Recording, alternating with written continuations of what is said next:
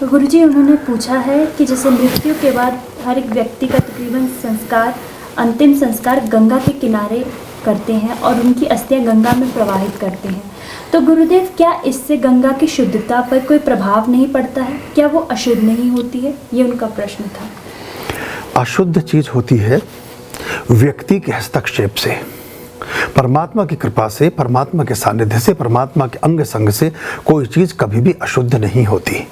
गंगा जल को रिसर्च करने के लिए पूरा यूरोप और पूरा यूएस और दुनिया के सारे वैज्ञानिक अपना सर फोड़ के मर गए पिछले कई सौ सालों से। 600 साल से उनकी लेबोरेटरी में जांच हो रही है, लेकिन वो समझ नहीं पाते हैं कि ये जल कैसा है जो कभी ख़राब नहीं होता। ये कभी ख़राब हो भी नहीं सकता, क्योंकि जल नहीं है, ये भगवान शिव की जटाओं से निकला हुआ अमृत स्रोत है, ये कभी ख़राब नहीं हो सकता।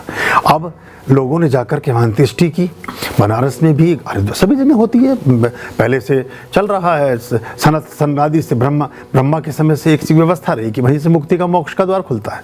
वहीं गंगा के किनारे ही अंत्येष्टि करने से अच्छा रहता है, और वहीं अस्थि उसमें विसर्जित की जाती है, गढ़ मुक्तेश्वर हो चाहे कुछ हो। इसलिए उसका नाम है गढ़ मुक्तेश्वर, जहाँ परमात्मा आपको मुक्त करते हो, ऐसी शक्तियों का एक गढ़, तो नाम से उसके हरिद्वार, जहाँ परमात्मा का दरवाजा खुलता हो, है ना। तो ये बनारस, परमात्मा में जिसका रस हमेशा बना रहे, उसका नाम बनारस।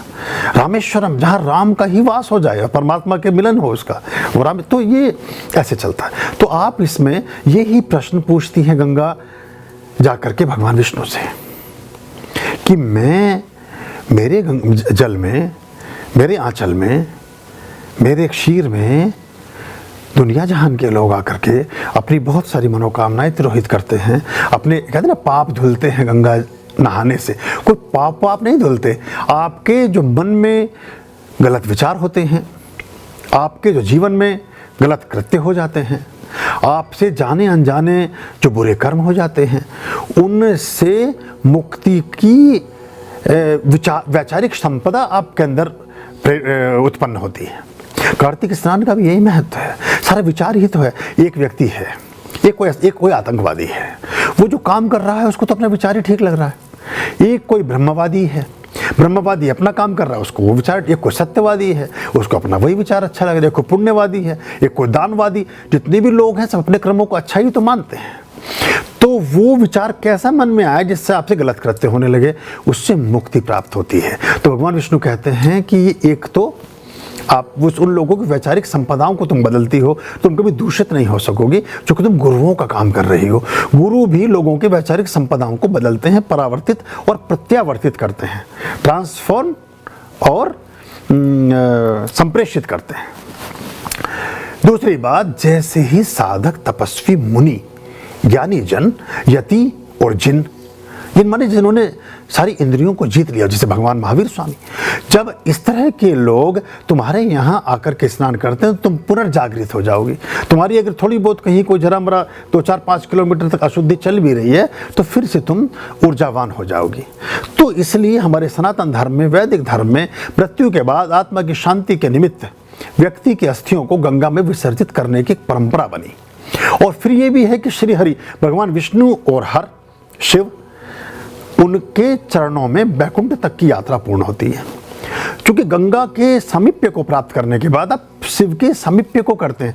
मेरी चादर मैंने ओढ़ी, मेरी चादर का सिरहाने वाला कोना पकड़ के हिलाओ कि पैरों की तरफ वाला कोना पकड़ के हिलाओ, मुझे तो पता चलेगा ही ना।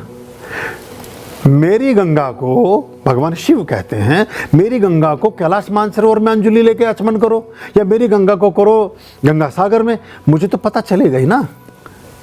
मेरी तो जो केश हैं उनकी श्रृंखला हिलेगी ना, तो हिलेगी तो उनकी दृष्टि आपकी तरफ जाएगी, हरिहर उससे ठीक होते हैं। वैज्ञानिक दृष्टिकोण अगर आप देखेंगे, अगर आप साइंटिफिक ढंग से उसको देखना चाहते हैं, तो गंगा के जल में पारा होता है, मरकरी होता है, जो कि शिव के अंश से आया है।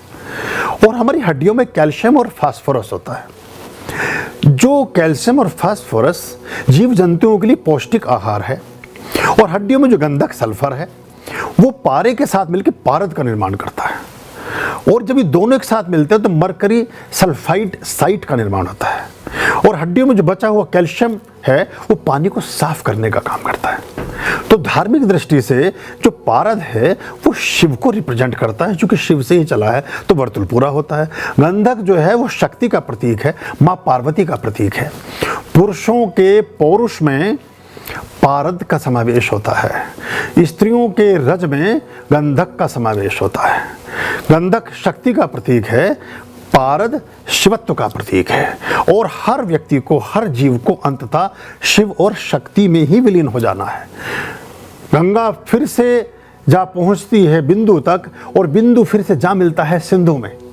यात्रा हो जाती है पूर्ण, जहाँ से चले थे वहीं जा पहुंचते हैं हम। इसलिए उसका एक महत्व है, और इससे कभी भी करोड़ों वर्षों से चल रहा है, हजारों वर्षों से चलता है, हजारों वर्षों तक चलेगा। इसकी शाश्वतता, इसकी पवित्रता, इसकी दिव्यता, इसका ओज ऐसे ही कायम रहेगा। आर्याम अभयाम भज रे चित